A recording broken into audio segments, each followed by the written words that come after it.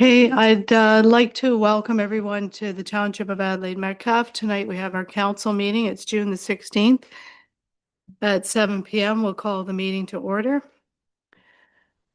I'd just like to remind everybody we are still only working with 3 councillors, and the deadline for application is June 29th for anyone in the gallery or anyone watching online that would be interested in submitting their name.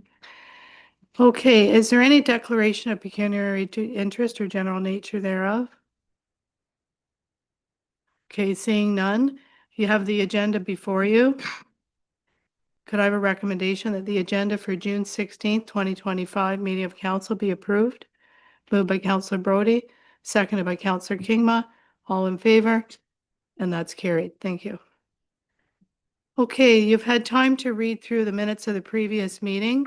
There was a regular council meeting on May 20th. Could I have a motion to approve those if there's no errors or omissions? Moved by Councillor McKinnon, seconded by Councillor Kingma. All those in favor? And that's carried. We also have a set of minutes before you from Monday, June the 2nd, the special meeting of council. Are there any errors or omissions there? Seeing none, then we have a recommendation that those minutes, the minutes of the Adelaide Metcalfe special meeting of council held on June 2nd be adopted as printed. Moved by Councillor Kingma, seconded by Councillor McKinnon. All in favor? And that's carried. Okay, I'd like to welcome everybody to the meeting this evening. We have a full gallery, which is nice to see. And our first item on the agenda, our next item actually is a delegation. And we have Carlos, I'm not sure how to pronounce Trinidad. It is just like that. Okay. He would like to speak to the zoning and end-of-life vehicle operation in the village residential zoning. So Carlos, if you'd like to come up to the table, please do. And the microphone's there. And if you need a bottle of water, help yourself. So you've got up to 10 minutes, and I'll turn the mic over to you at this time.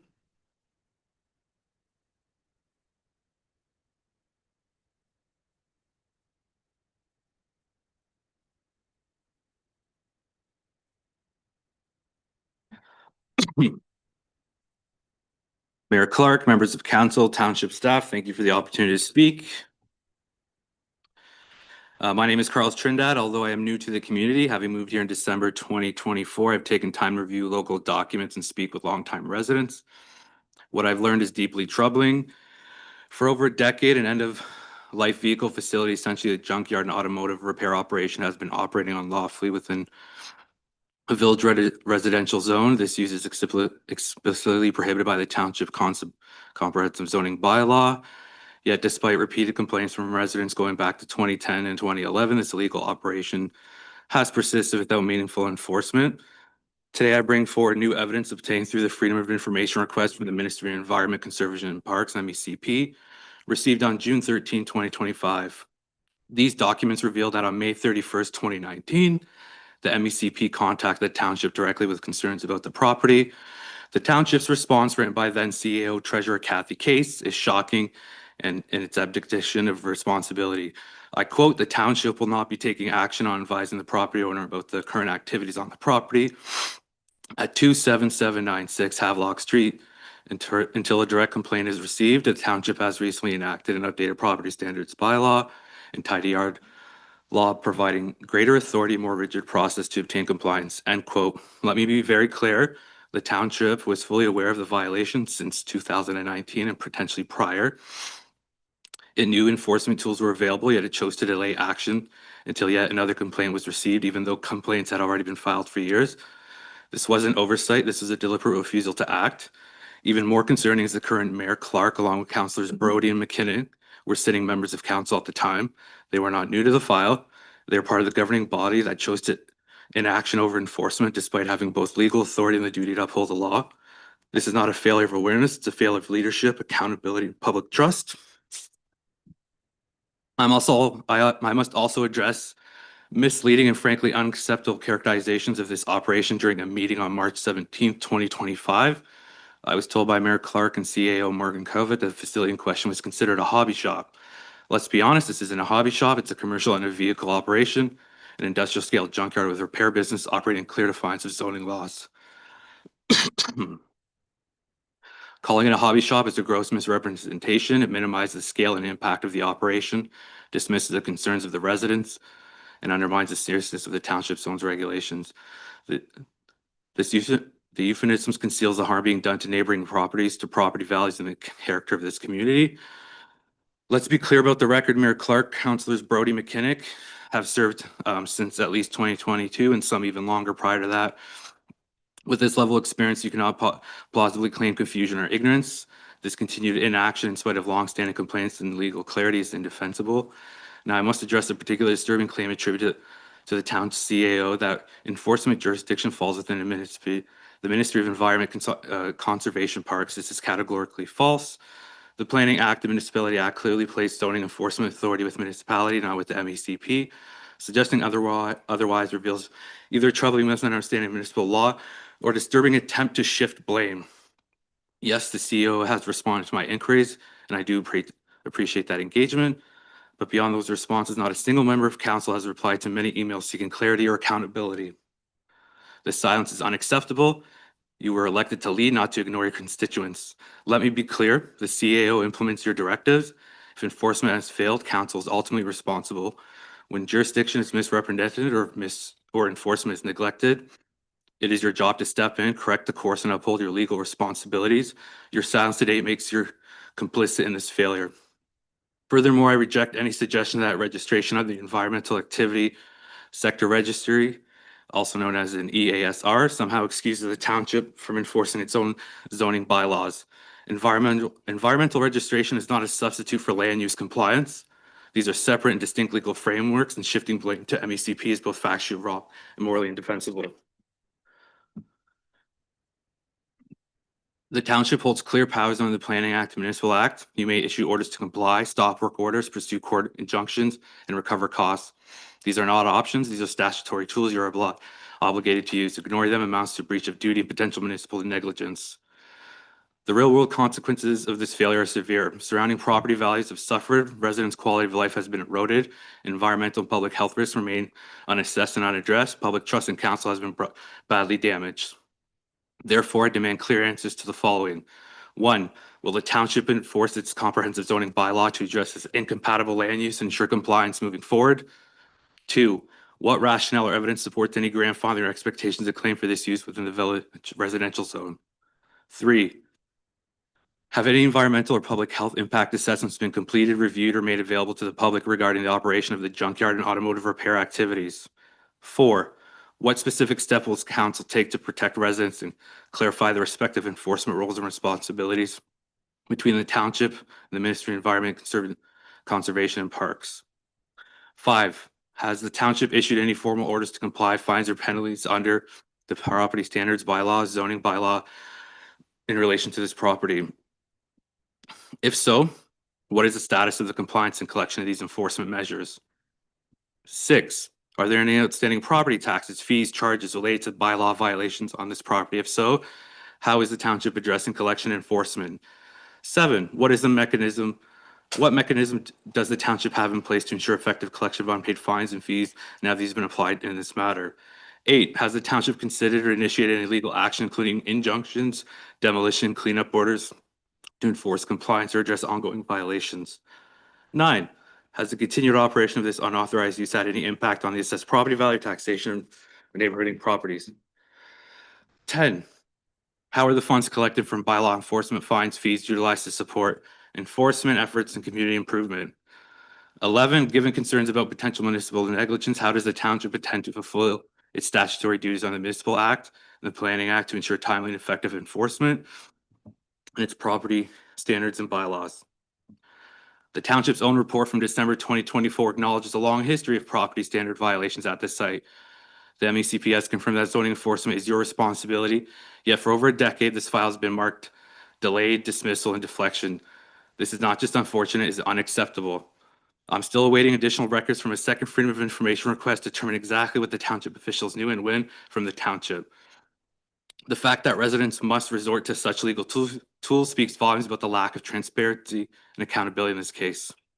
To this council, I say enough. Enough with excuses, the delays, and the finger pointing. Be transparent, be accountable, enforce your own laws, protect your residents, protect property values, protect public health, and most importantly, restore public trust. I will be watching closely. I will hold this council accountable at every turn, because it's not just about one property or one bylaw violation. It's about the verity and integrity of our local government. It's about whether those elected to serve this community would uphold their sworn duties, protect our neighborhoods, and enforce the law fairly and consistently. Make no mistake, I will not relent. I will not accept any empty promises or bureaucratic deflections.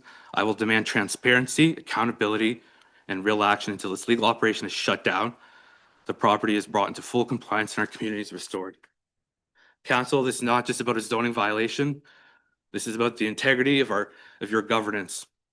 It is about whether you will uphold your oaths and continue to stand silent while our neighborhood is compromised. Mayor Clark, Councillor Brody, and Councillor McKinnon, you're part of that council that knew of its legal operation in 2019, and you chose not to act. Given the clear documented failure of leadership, the question I pose to you is simple. Will you do what is right and resign your positions? How can anyone in this community trust anything you say? How can we believe you are acting in our best interests when you have failed to uphold statutory duties for years? The residents of Adelaide Metcalfe deserve leaders who are transparent, accountable, and committed to enforcing the law, not officials who hide behind silence and delay. The choice is yours. Your legacy will not be defined by the words spoken tonight, but by the actions you take tomorrow. Make no mistake, history will remember those who stood for their constituents and those who stood silent while the community was betrayed. I'm done. Okay, thank you, Carlos.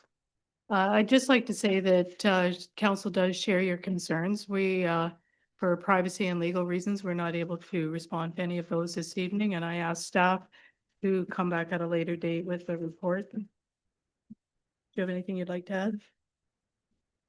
Okay, thank you, Carlos. Councillor Kingman? Thank you. Yeah, Carlos had, I think it was question 5 that he had. He wanted to know what the history of any legal non-conforming activity has been there, or have notices of violation been issued to the property. Those are questions I'd like answered as well. This will be included in the staff report.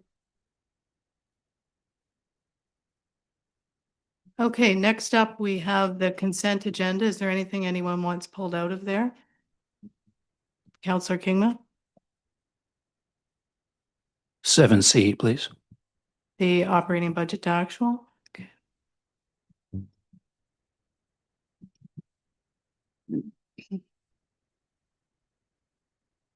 Is Jessica on the line or she's not here?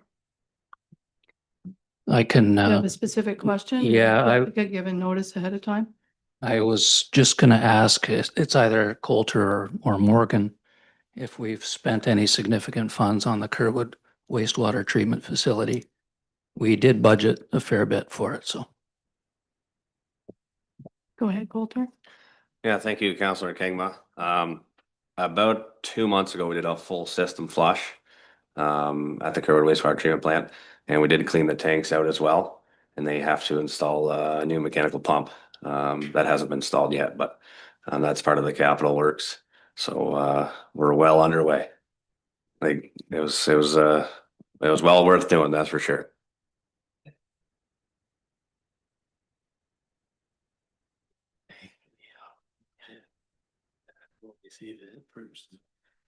Yeah. Okay, so could we have a motion to receive the operating budget to actual?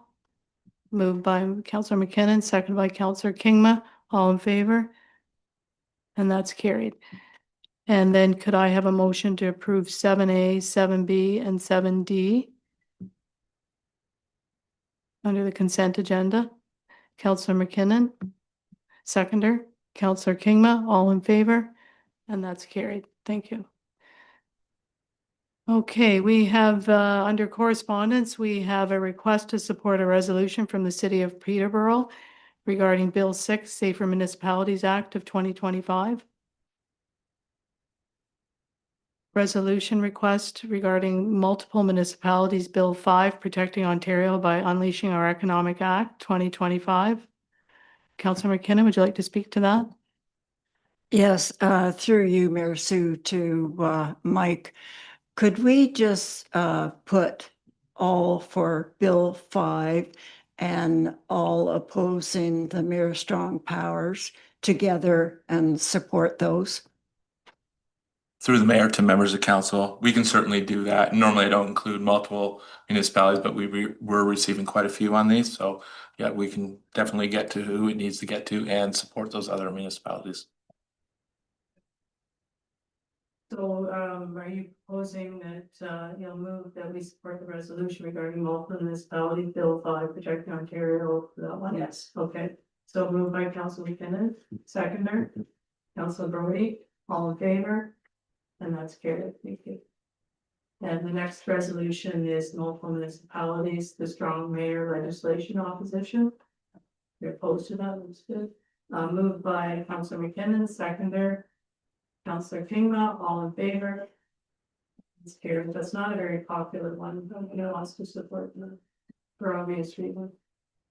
From the District of Parry Sound, is support for a resolution from their municipal association supporting municipal ethics through access and education.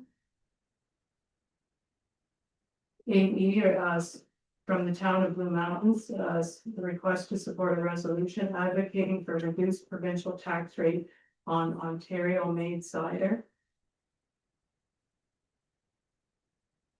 A resolution request from the town of LaSalle support for Northern Health Travel Grant Program. From the Township of Black River Matheson, a resolution request for support regarding firefighter certification opposition. I think we're pretty lucky ours are all certified. Okay, so then can I have a motion that council receive and file correspondence 8A, 8D, E, F, and G? Moved by Councillor Brody, seconded by Councillor McKinnon, all in favor, and that's carried. Okay, next up is the staff report.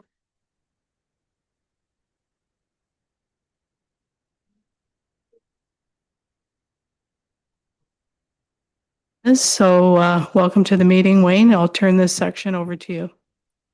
Thank you. To Mayor and Council, I'm here to present to you the first quarter report of 2025. Table 1 is just a breakdown of the permits that we're seeing through the first quarter. We are staying pace with what we did last year in Adelaide Metcalfe. Table 2 is the summary of fees and construction value.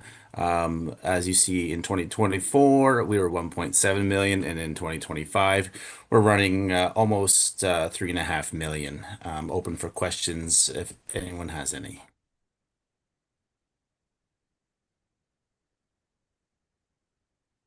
Are there any questions for Wayne? Okay, seeing none, then we have a recommendation that the first quarter 2025 building activity summary be received for information. Could I have a mover and a seconder? Moved by Councillor Kingma, seconded by Councillor Brody, all in favor? And that's carried. Thank you.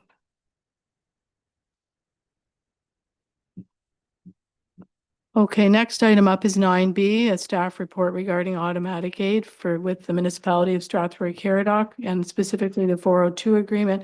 And I'll turn this section of the meeting over to our Fire Chief, Dan Parker. Thank you, Mayor Clark. Through you to council. This report stems from the Adelaide Metcalfe Fire Department's ongoing review and evaluation of the community safety and emergency response times across the township. As part of this proactive approach to public safety, the department continually seeks ways to improve response times to incidents regardless of the location. As council may recall, in July of 2023, the township engaged the consulting firm ESSI to assess fire services. One of the key recommendations was to regularly review annual call volumes and response times. During this review, it was noted that Strathroy-Caradoc Fire Department had also recently adjusted its emergency response protocols. particular to motor vehicle collisions as part of their own internal service improvements. Historically, Adelaide Metcalfe and Strathroy Caradoc Fire Departments have maintained a strong collaborative working relationship, often supporting each other during large-scale or complex incidents. A notable example would be the December 23rd, 2022, the 55-car pileup we had on the 402 just east of Seed Road, where mutual aid support was critical during the severe snowstorm. As departments evolve and enhance service delivery to meet growing community needs, equipment configurations and technologies aboard fire apparatus must also be reevaluated. This includes consideration of new tools, improved technologies, and vehicle upgrades. This review ultimately led to a broader evaluation of how might further reduce response times, in turn improve patient outcomes, particularly excuse me, in critical instances such as MVCs. Even reduction in travel time as little as 5 minutes can have a significant impact on survival, especially when considered in the context of the golden hour, the vital 60-minute window following a traumatic injury, during which prompt medical attention greatly improves chances of survival. In summary, over the years, Adelaide Metcalfe Department has experienced a steady increase in call volumes for motor vehicle collisions within the township. A specific area of concern has been identified along the 402 east of Center Road between mile markers 65 and 69 near Hickory Corners. This corridor presents several challenges, including limited accessibility, reduced visibility, and high traffic speeds, all of which contribute to an increased risk of severe injury or fatality in the event of a collision. Due to these conditions, timely emergency response is critical. However, response times in this stretch of the highway may vary depending on the location of responding units, the type of apparatus dispatched, and prevailing road conditions. Even brief delays can have a critical impact on patient outcomes. To address this concern, Adelaide Metcalfe Fire is seeking to enter a collaborative automatic aid agreement with Strathroy Caradoc Fire Department. This agreement establishes a two-station response model, meaning that the closest available units, regardless of jurisdiction, will be dispatched and simultaneously to MVCs within the identified section of the highway. This approach is intended to reduce response times, accelerate resource deployment, and improve firefighter safety. This automatic aid agreement is comparable to the existing arrangement Adelaide Metcalfe Fire has with Middlesex Center's Coldstream Station, which provides support, for instance, along Egremont Drive to Center Road. Under this new arrangement, Adelaide Metcalfe Fire will continue to respond to incidents in the corridor as a secondary response station. This is necessary because in some cases, the exact location of the collision cannot be clearly determined by 911 dispatchers, and multiple resources may be required. Township staff and Adelaide Metcalfe Fire, we also conducted a review of the incident history in a targeted stretch of the highway 402 over the past 5 years between Center Road and Hickory, mile markers 65 to 69. We responded to 13 calls with travel times ranging from 12 to 16 minutes. In addition, there were 9 callouts where Adelaide Metcalfe was en route, but ultimately not required or canceled by the OPP before arriving on scene. The financial impact, cost recovery considerations along the Highway 402 response. During the 5-year data collection period, the township received $17,643 in cost recovery from the MTO for emergency responses along the identified section of the 402. Under the new automatic aid agreement, Strathroy Caradoc Fire will invoice the MTO directly for their response related to costs in the situations where only Strathroy Caradoc is dispatched or or the incident does not require a dual department response. Adelaide Metcalfe would not be eligible to claim cost recovery for that call unless our involvement is deemed necessary based on the nature of the incident. Additionally, Strathroy Caradoc may invoice the township for their costs in cases where they are dispatched, and then canceled en route as per the terms of the agreement. The recommendation that council approve the agreement on a 2-year basis was the ability to reevaluate the costs and response in a 1-year term period. Be happy to take any questions or comments. Okay, thanks, Chief Parker. Are there any questions? Well, I have one, but go ahead, Councillor Kingma. I think of interest to us and probably Strathroy Caradoc is what what Strathroy can expect to be compensated dollar wise should they exit their station one and have to turn around. So under the agreement, it would be a 2-vehicle, 2-apparatus response from them. And the current MTO rate is $570.50. So per hour. And that would be incurred to us.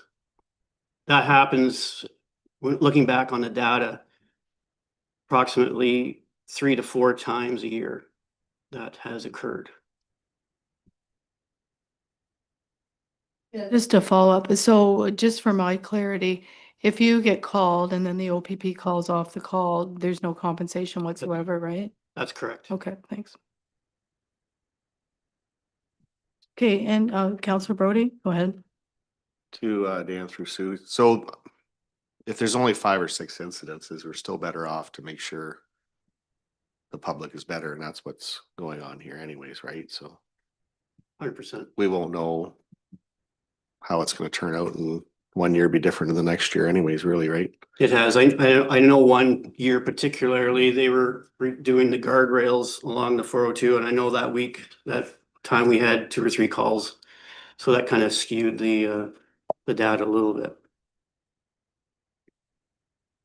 Okay, Councillor Kingma, go ahead. Just to add more substance, how long does it take station one to get there? I drove it with car 1, doing the speed limit, and it took approximately 5 minutes from their station to the Hickory Corners.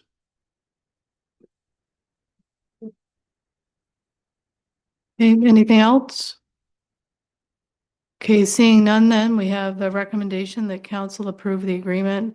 You said 1 year, but it says 2 years here in the motion. So what's your, 2 year. oh, I'm sorry. I did hear 1 year though, you said. So the council approves the agreement on a 2-year basis with the ability to reevaluate the cost and response in a 1-year trial period. That's, yeah. Councillor Kingma moves that, seconded by Councillor Brody. All in favor? And that's carried. Thank you.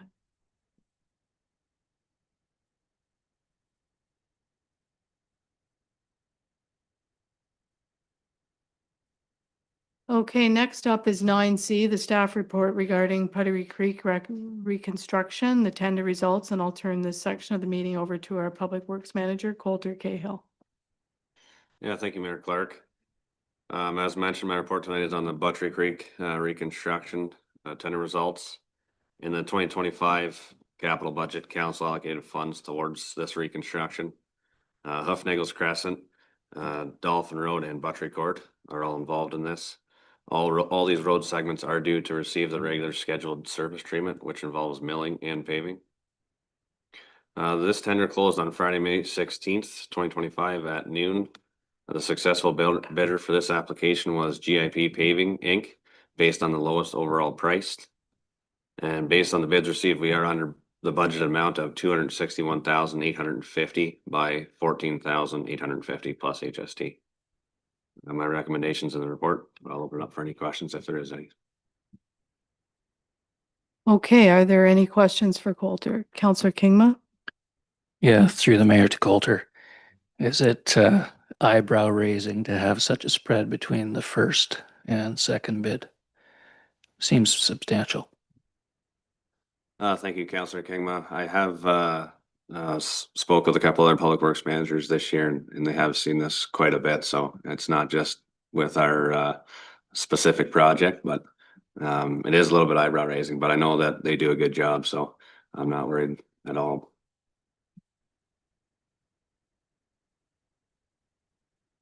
Okay, any further questions for Coulter? Counselor Kingma? Just briefly, I was just thinking out loud here, would the residents in Buttery Creek appreciate an information meeting?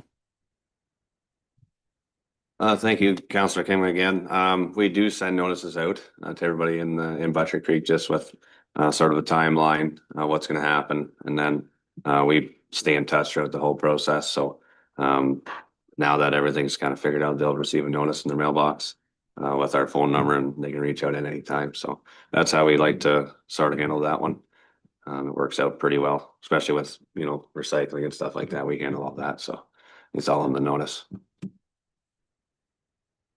Okay, thank you, Coulter. Any further questions on the Buttery Creek? If not, then we have a recommendation that the Township Public Works Manager be authorized and directed to award tender AM-2025-05 to GIP Paving, Inc.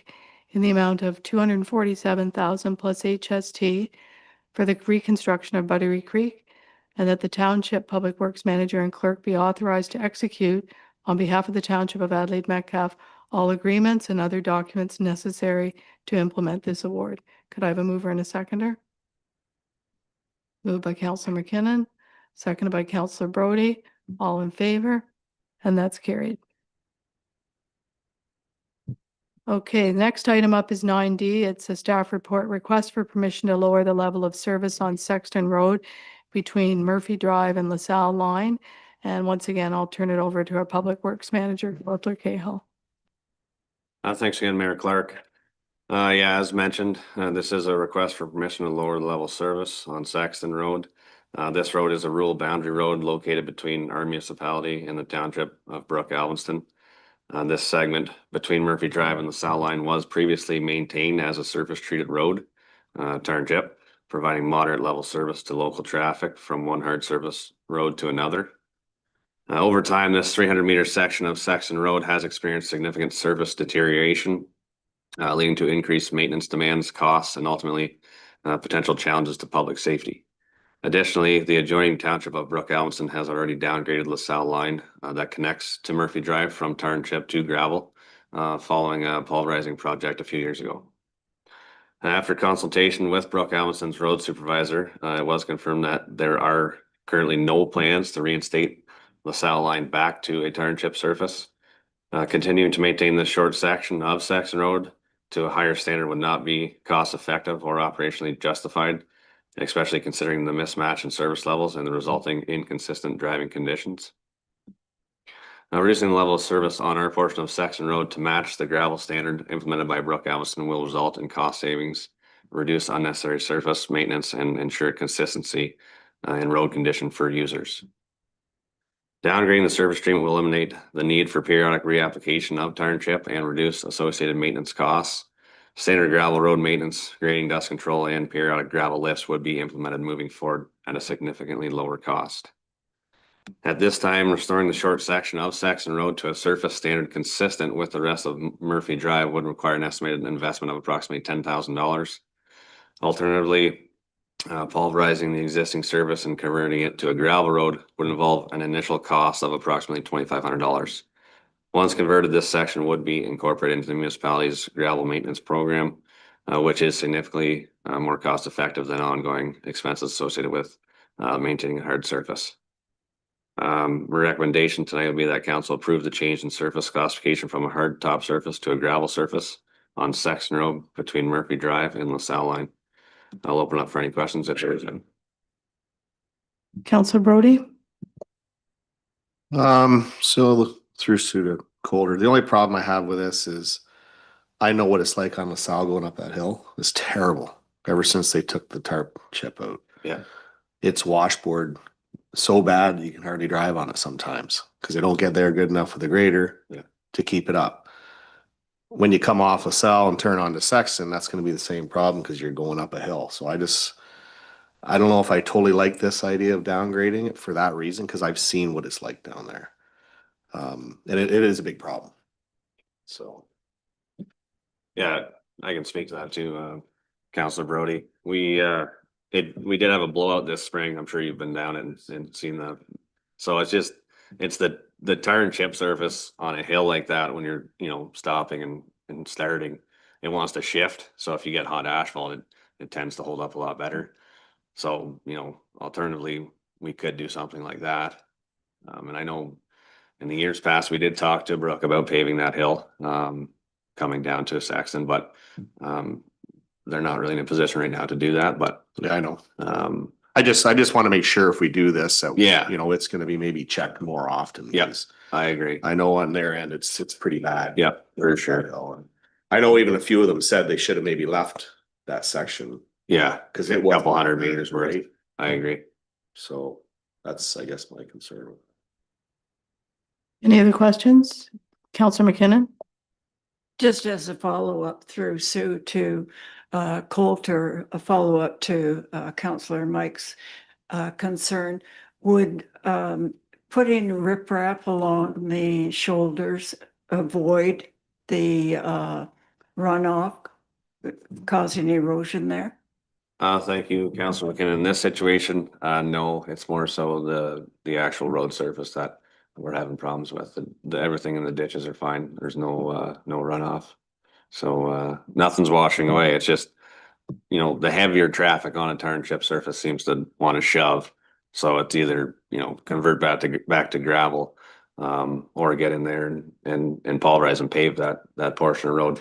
Originally, it was done because, like I said, LaSalle line was a hard surface, so you're connecting two hard surface roads. Now, when you're coming off Murphy Drive, you are going onto a gravel surface regardless of which road you turn on. It's just a matter of, how long it's gonna be, so, that's my theory. I can come back with another report with what that would look like, but, Just, so Saxon, which is our responsibility, because it is a town line, so we're, yeah, we look after from the tracks south all the way to, Melwood or Petroleum Line, so. okay, and then they go the other. Yeah, so just north of Catesville, all the way south to Petroleum Line. Remember I asked that in the wintertime? about Yes. Road allowance, have you had any talks with that? I'm gonna bring a report Yeah. back to council for that, so. Okay. Yeah, I just make sure we better, if we do this into gravel, we better just be on top of that, because it could be a problem there. I agree, and it is something that, even if we do pulverize it, we could come back and pave it at any time, like that will not, damage the integrity of the road at all. In fact, it's probably what we'd have to do anyways if we're gonna Right. pave it, so. Yeah, it's breaking up pretty bad there. Yeah. So I mean, yeah, we would definitely have to pulverize if we're gonna pave it regardless, so it's, Are you able to tell how much usage is on that road? yeah, we do traffic. Have you done a counts. count? Yep, I don't have anything solid in front of me, but the last time I wanna say it was just around 100 and change, on that road surface. For what period of time? For 24 hours. Okay, that's surprising. Yeah. Okay. Cause that's the section about 2 years ago that it washed out, right? In a couple of spots? Not that section. no. Not that That's section? just- Okay, I'm thinking where you go up in the curve. Yeah. That's not, No, that's gravel right now, so. yeah, It's just okay, something that we have to stay on because it is. okay. All right, any further questions for Coulter? Just. Counselor Brody? How about the other end of Melwood? Is it getting touched up? Yep, absolutely. It is Okay. from Kerwood. Yeah, right. in the West, corner. yes, it is. Yeah. okay. Well, good. McKinnon? Is this used as a throughway from Highway 80 to Egremont Road for parcel people like our truckers? I don't think so. No.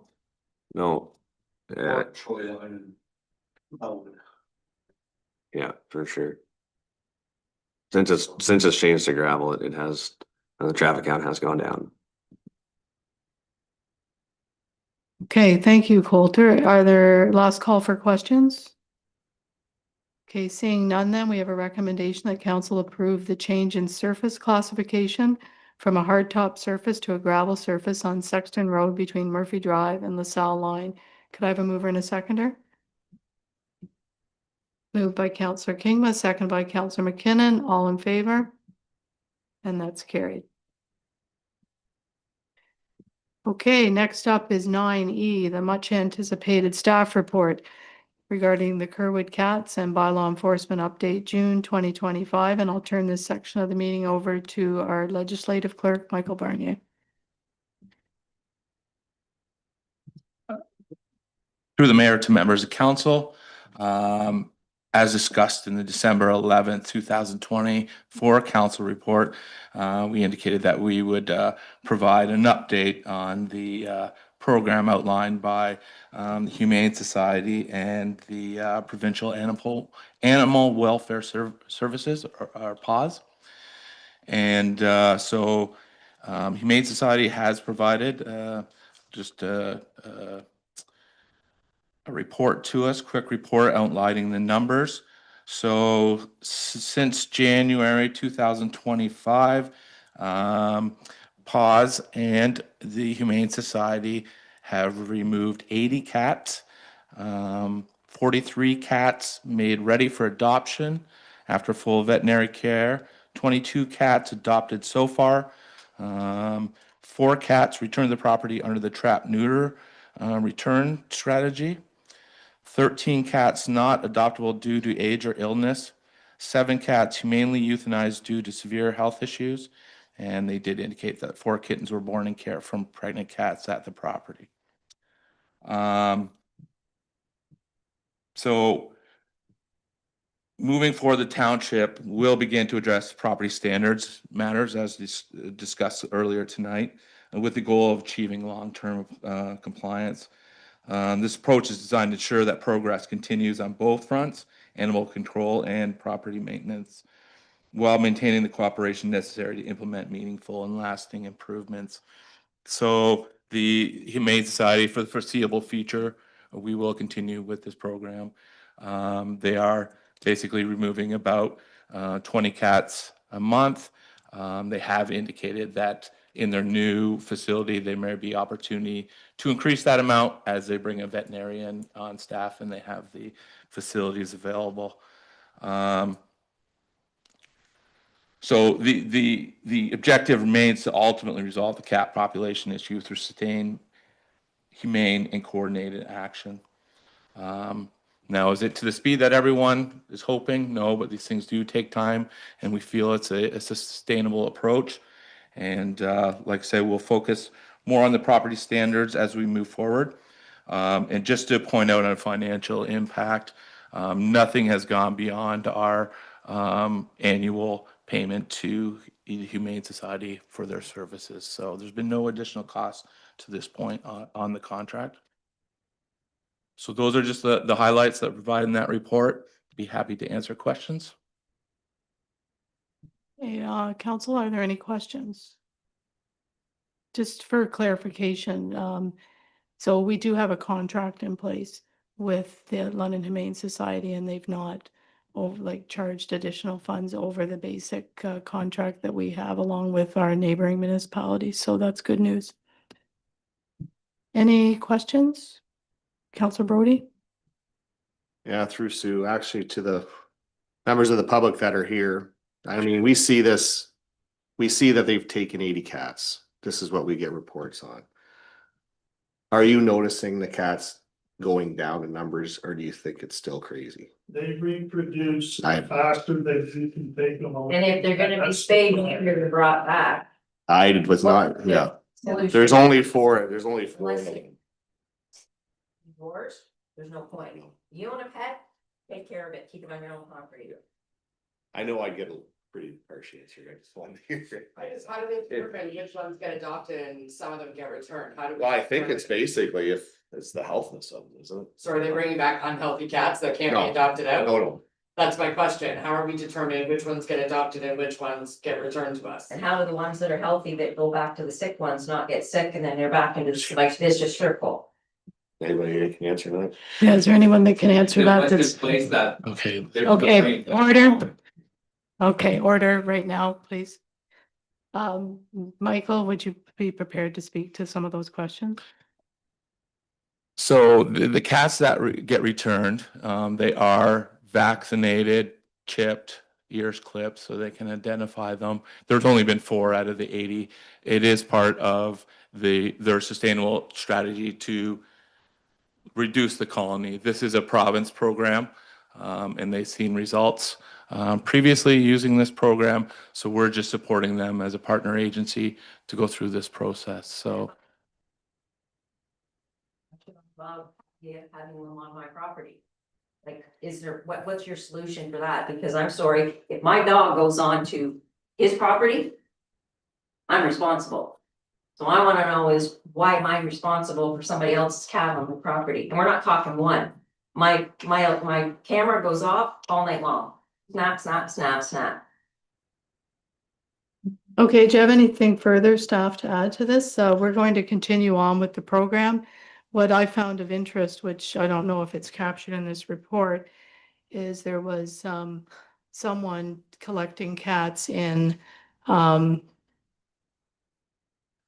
Watford and dropping them off there, and it was only when it was ascertained at the London Humane Society in London that they were chipped, so they were able to call those owners and return them.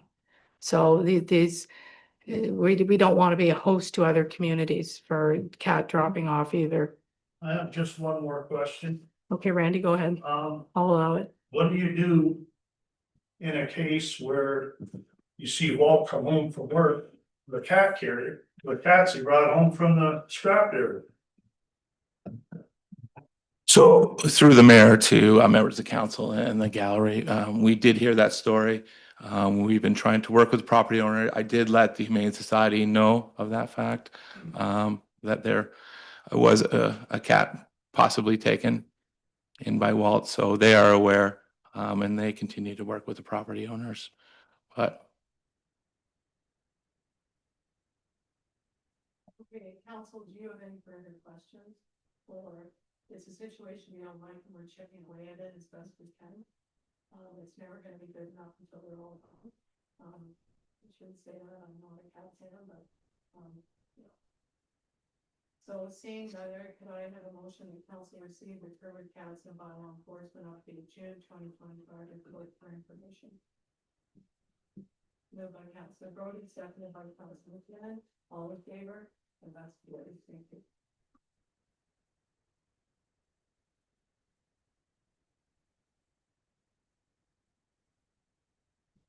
Okay, the next item up is 9F, a staff report regarding the community improvement plan update, and the application window is now closed. I'll turn this over to our CAO, Morgan Calvert. Thank you, Mayor Clerk, and through you to council. As council knows, the township launched a community improvement plan this year using an application window-based model in hopes to encourage applicants and create a sense of urgency. Unfortunately, we didn't receive any applications during that initial window, so we did extend the program window by another 30 days, deadline being May 30th. We did receive some interest, but unfortunately, within the program, the funding envelope was just not enough to push the business case over that tipping point to see an application. So I know our treasurer has set some monies aside for additional projects that we may see come forward. So I'd like to work with the treasurer and the 2026 budget work group to relook at those funding amounts versus the projects that we've seen or are hearing about, and see if we can make an adjustment so that we can get some of the grant funds into the pockets of the business owners. In saying this, the CIP program is a good economic development tool to encourage just general discussions with our businesses across the township.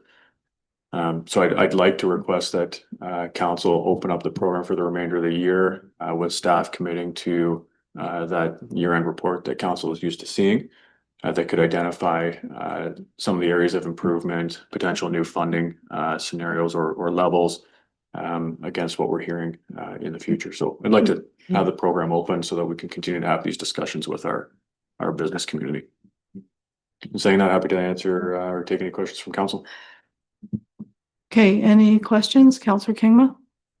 The mayor to Morgan, are prospective applicants wishing that the maximum was higher?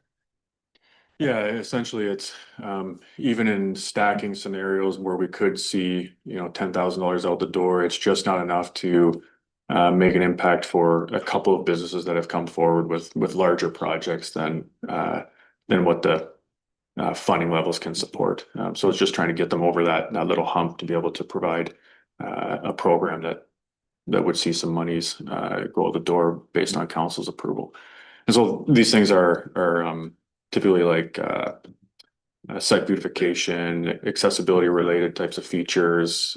They could be a better signage at the front of the property, which requires tree removal or some kind of road allowance work with the county. So, we're getting into some kind of complex regulatory discussions here, but those are really the questions that we're trying to answer through this program. Okay, any further questions regarding the SIP program? Okay, seeing none. Oops, what happened here?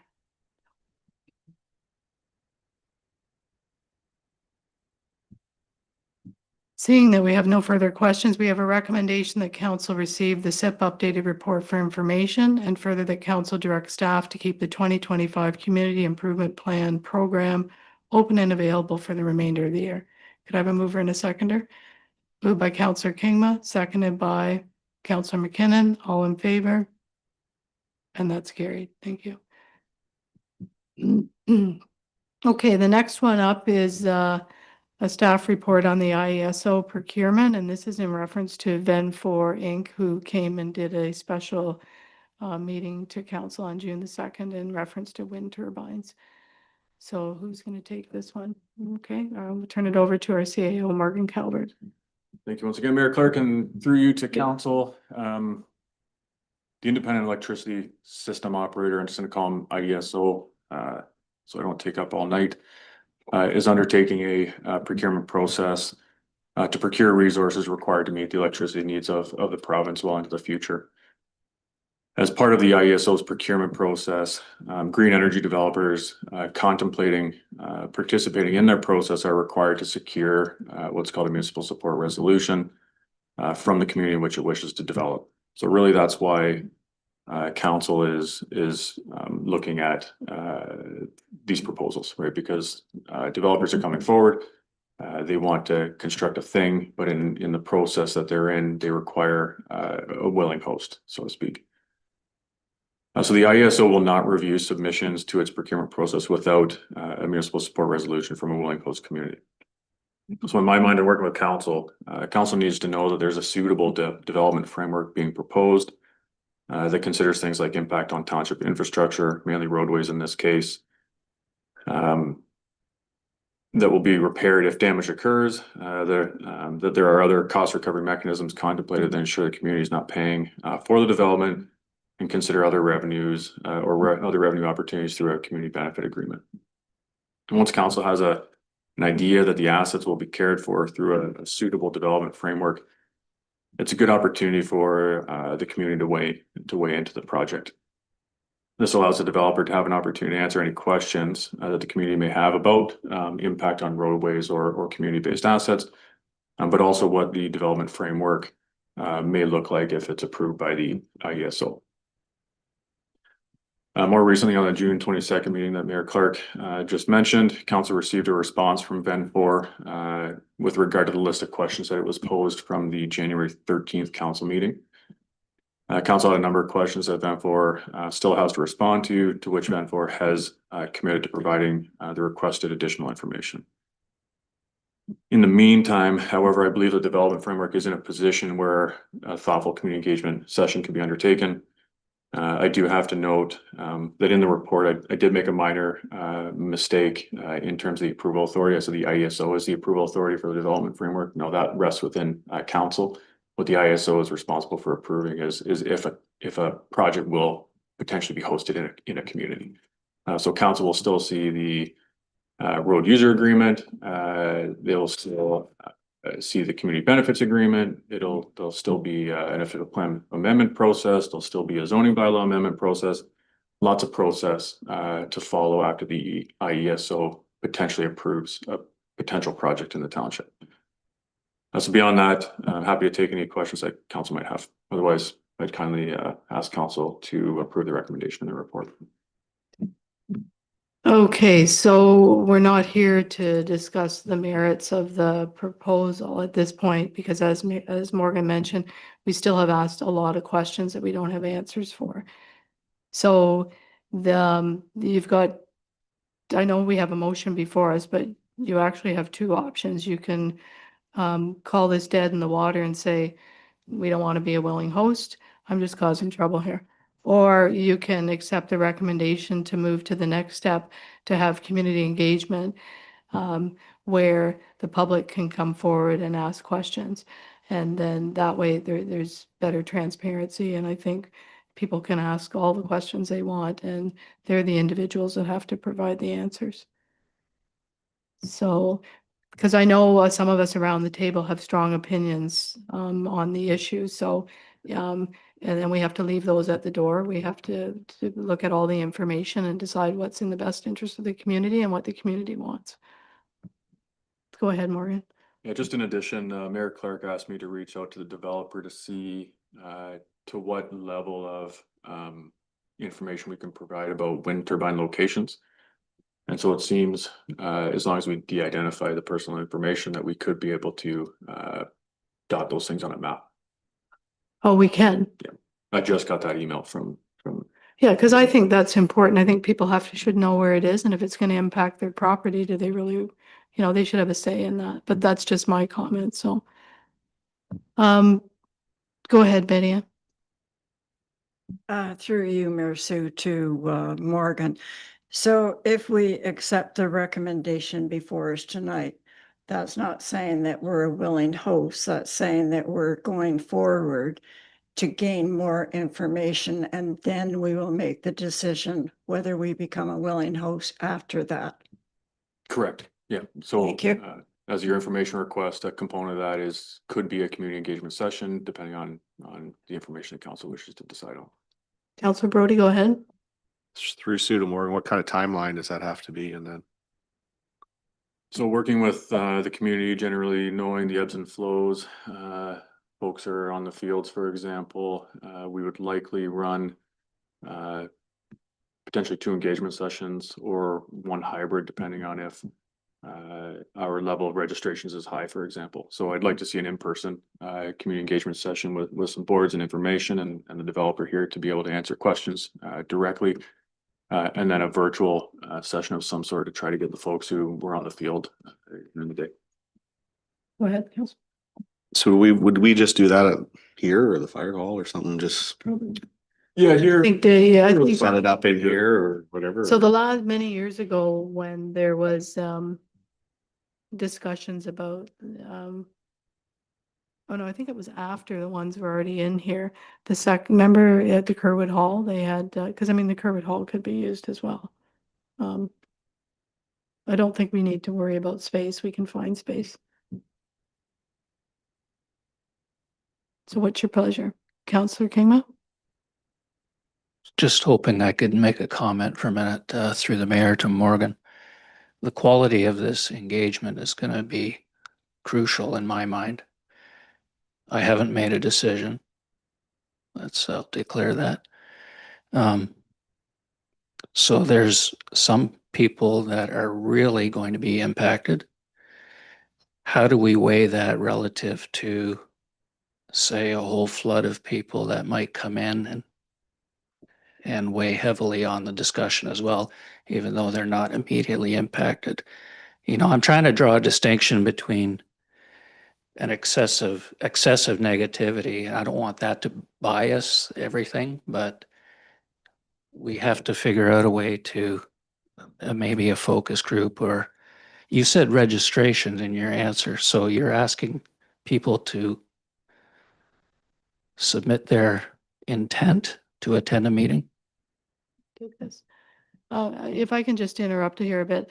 I would suggest, and I know they've done this in other municipalities, is you have to be a ratepayer to attend, so that you're not getting special interest groups from other larger centers that are there just to protest, that you actually, because we don't want to hear from them. We want to hear from the people that are going to be directly impacted, is my opinion, but I'm just one voice.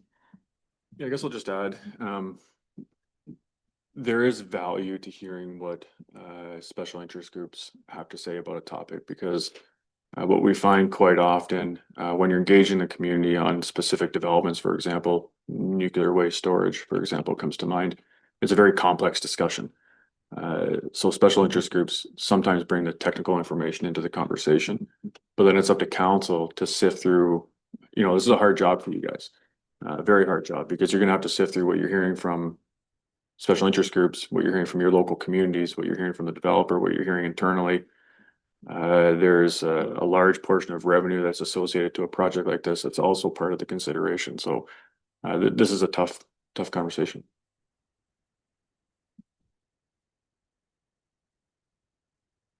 Okay, any further questions for Morgan? First of all, let's get direction on, do you have something to add? Go ahead. I missed Councillor Kingma's question. So yeah, ideally it's nice to have folks to pre-register just so we know who's coming and if we need to find a bigger facility. Doesn't always happen that way. We'll treat it like an open house to allow folks to come in over a period of time. It'd be nice to get folks to sign up and tell us who they are, where they're from, so that we can have that kind of test or separation of who's from a special interest group or who's from the community to here to say something. So it's just a matter of compiling the information, what we hear, and then presenting it back to council and trying to separate or compartmentalize where that feedback's coming from.